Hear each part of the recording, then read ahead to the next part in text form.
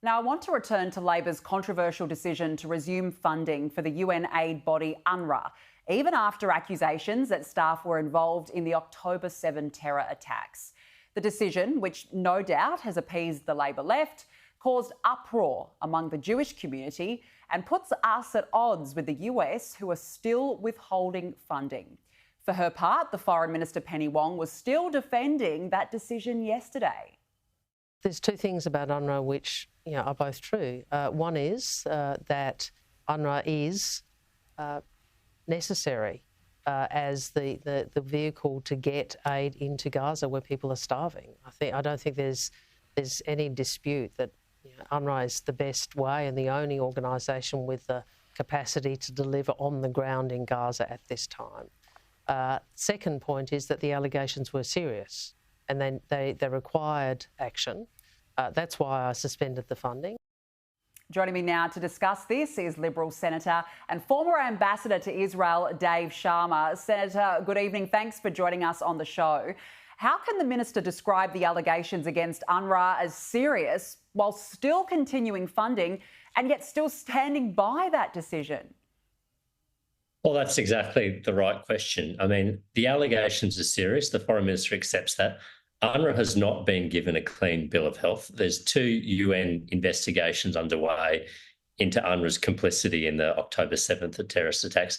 Neither of those have concluded yet. So how Australia can reach a conclusion about UNRWA's fitness for purpose and links to terrorist organisations before the UN's own internal investigations have done is a question that has no answer. And the Foreign Minister today did not give an answer in her interview. No, well, she certainly didn't give an answer, and you're right, that report still hasn't been handed down, so it's extraordinary that the Australian government could come to this conclusion. Now, Senator, the claim is that UNRWA is the only organisation on the ground equipped to provide aid to Gaza. Do you think this is correct, or are there alternatives? No, that's absolutely not correct. And countries like the United States, which incidentally Joe Biden just signed into bill a law preventing the US from funding UNRWA for at least another year, but countries like the United States are channeling aid through organisations like the Red Cross, like the World Food Programme, like UNICEF. These are organisations that were not involved in the 7th of October terrorist attacks, that do not have Hamas terrorists on their payroll, and that are concerned with providing immediate humanitarian relief to Gaza. So there are alternatives for Australia to fund, and that's what we should be doing, rather than funding an organisation whose links to Hamas are proven and clear and are yet to reform and address those allegations. Yeah, absolutely. Now, there have been protests across Israel over the weekend by families of hostages taken by Hamas as outrage turns towards Prime Minister Netanyahu for not striking a ceasefire deal and seeing more hostages returned. We have already seen fractions in the war cabinet over there and concerns over the drafting of ultra-Orthodox Jews. Do you think Netanyahu's grip on power here is in jeopardy?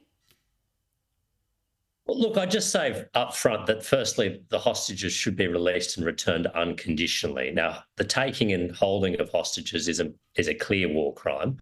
Hamas is already guilty of that, and they should be returned without any condition, without any linkages or anything else. Undoubtedly, though, the fact that 130 or 110 hostages are still being held, we don't know in what condition, we don't know how many are alive now, but almost 6 months now after these terrorist attacks is horrific. And understandably, political pressure in Israel is growing, especially from the hostages' families, but from others, that these people are have not been returned and that their whereabouts and their health is unknown. But do you think that Netanyahu has indeed done enough to prioritise the release of hostages? Well, look, I've got to say it's a very difficult dilemma because on the one hand, you want to have the hostages released, but Hamas's terms for that are end of war, leave us in power, allow us to regroup and be prepared to launch another offensive like this. Clearly, that is intolerable and not in Israel's national interests. Hamas has not been able to come to reasonable terms. I mean, I guess no surprise that they are a terrorist organisation that's committed to the destruction of Israel. But in that situation, you'd have to say that Israel's only strategy is to continue to put military pressure on Hamas to put pressure on them to release the hostages, and that's what they're doing. But this is a difficult dilemma, and it's a terrible, organisation that they're dealing with in Hamas. This would test any democratic government anywhere around the world. Absolutely. It is a very, very difficult situation. But in regards to those protests, it was apparently one of the biggest anti-Netanyahu protests seen in recent years. Do you think that he could be forced to force his hand on this and try and strike that ceasefire deal? Look, I think, to state the obvious, I mean, there's a huge number of Israelis that have been focused, obviously, on their survival and recovering the hostages over the last 6 months. But there's also a number who want an explanation for the security failures of the 7th of October and the failures of the government, of which Netanyahu is the leader. And there will need to be a reckoning for that. And what we're seeing, I think, with the resumption of these protests, not only about the hostages, but also about other domestic political issues in Israel, go to the heart of accountability for the Prime Minister. And look, he faces a challenging set of political circumstances. He remains the Prime Minister, but, if you looked at opinion polls, you'd realise that he's not a particularly popular one right now. No, clearly not. But regardless, as you said, it's a very tough situation. Senator Sharma, thank you for joining us this evening on the show.